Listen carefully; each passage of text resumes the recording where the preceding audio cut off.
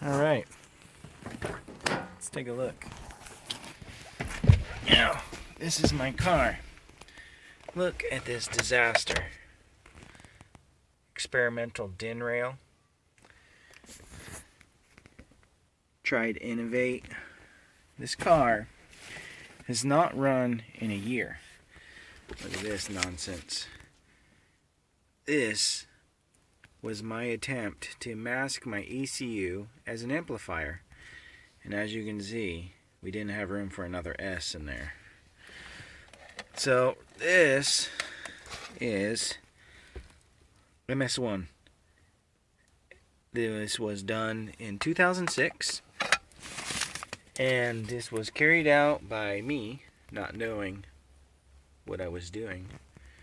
I was happy to get the car running in a piggyback kind of configuration where we were basically just trying to learn. And the reason why I tackled this project is because I was told I couldn't do it. And after blowing up maybe 3-4 motors, mind you, this is a Corolla, and I'm going to show you this right here. This is how we communicate with the now obsolete Windows XP. You get your firmware loaded in. Now a lot of guys are doing plug and play. This was a custom freaking harness, and I had no idea what I was doing when I did it. And the reason why I want to show you, look at that. That is probably the most retarded wire in the world. That is going to my fuel pump. And it's right below my freaking pedals. And I've had that ground out on me. Now I've been able to get my factory tack working. I don't know if I told you already. This is a Corolla. This is a FX16 GTS. And I've kind of gutted it. Weighs about 2,000 pounds. Started out with a 4AG 16V. And we upgraded to this nonsense right here. Silver top 20V. And I did the EDIS 4. Now, again, my advice to anybody, when you get a JDM motor, get those injectors out, send them to get tuned and matched. That's what we did. Down there, you can see my trigger wheel. And that has worked pretty good for the most part. Mounting up my sensor has not been so easy. Today, I put in a new fuse block, new relay, and all I wanted to do today was get my EDIS 4 module to generate a signal, a spark, to my coil pack, and I've been unable to do that. And this car has been sitting here for over a year.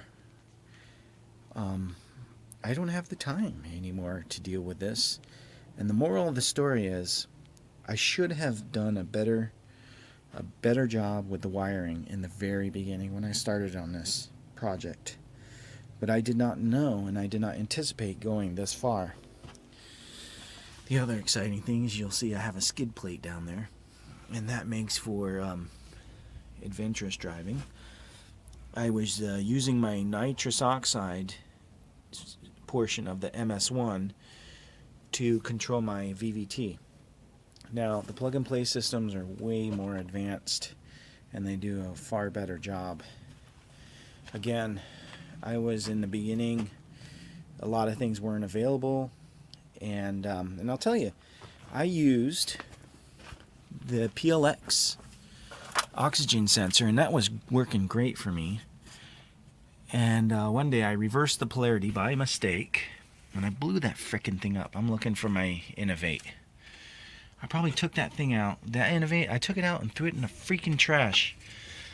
And I'm going to tell you right now, Innovate sucks. And I know everybody believes that Innovate is the best. Well, that thing was burning up oxygen sensors. Mind you, I had my PLX in here for 4 years. And you know, I made a mistake, and then I went to Innovate because I thought I was upgrading. No. Innovate sucks. That's all there is to it. I had this car running great. Now, those of you who run the Silver Top know you can get 9,500 RPM out of this thing. And I was running the C52 out of the Econo model Corolla, so it's a 5-speed. And that means that third gear does about 110. And there's nothing more fun than just spooling up a freaking motor. I mean, look at that. I would run this thing up past 9.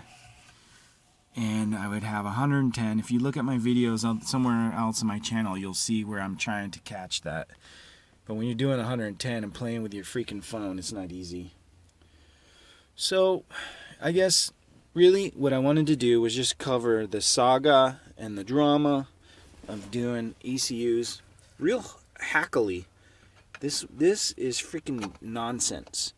And I don't know if any of you guys can see that extra cap in there. That was filters that we had to add because my wiring is so bad that I was getting spikes through the system, and that voltage spike would dump the firmware on the ECU.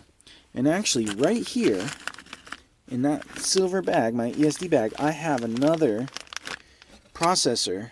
That's a Freescale thing there that has the firmware and it has everything to run. Because what would happen is all of a sudden my ECU would dump, and you hit this toggle switch, pop it out, put the other one in, and then start driving again. It was a lot like a Star Wars movie. Look at this nonsense. Here, I've got all the literature for when I break down on the side of the road. Here's my LC2 error codes. And I promise you guys, you run in Innovate, you'll be punished. I don't understand why PLX is able to run a freaking oxygen sensor without any issues, and I was able to tune the car, and I was able to drive fast without any issues until one day I switched to Innovate and everything went south. Now, I've got my Innovate gauge here, and this right here is my oil pressure. Now, 2 years ago, I was bragging to everybody how I can drive daily at 9,500 RPM, and what happened was, June of 2014, I watched my oil pressure drop, and I had to idle home, and it knocked. I replaced the bearings on the crankshaft, and that was when this car had electrical issues. And I've got nothing but oxidation on the connectors, and even this right here has no continuity to ground. That screw rusted. I don't know what the freak happened. And then you can see right there the rats have moved in. I've got to deal with that. And who knows, they probably make a home inside the housing for the ITBs. Anyway, so there you go. That's what I have to say about that. And the other thing I want to say is I'm on the West Coast, and there's not a lot of Mega Squirt guys on the West Coast. DIY Auto Tune is in another state where people, well, you don't have to deal with smog laws, so I'm sure that opens it up. But I would say that EFI 101 is probably the most responsible for chasing any kind of MS units out. They always promote something else. And that's just my impression. I have not met those guys. There's a couple of guys on YouTube, but, well, let's face it, they're jerks. And they're not open-minded, and they have found some ricer to idolize and have decided that that guy knows about cars. And they take his information as gospel. And you go and talk to him, and seriously, there's a lot of people that just don't know shit. I don't know shit, and I'm not afraid to admit it. But yeah, most of you guys know that Toyotas run, they tack off the negative side of the coil, So buried up in there, I have a little signal generator, and it's wrapped in electrical tape. Wouldn't have it any other way. There it is. The freaking most expensive piece of junk you'll ever buy. I would love to sit down with the engineers at Innovate and have them explain to me why these freaking things can even burn up an oxygen sensor. It baffles me. And I got this just because AutoZone sells the wideband oxygen sensor in this configuration for $60. And I thought I was, on the right path. Junk. Alright, well there it is. I just wanted to show my car. Who knows, one day it'll run again, but the way things are now, I'm completely demotivated. Thanks for watching.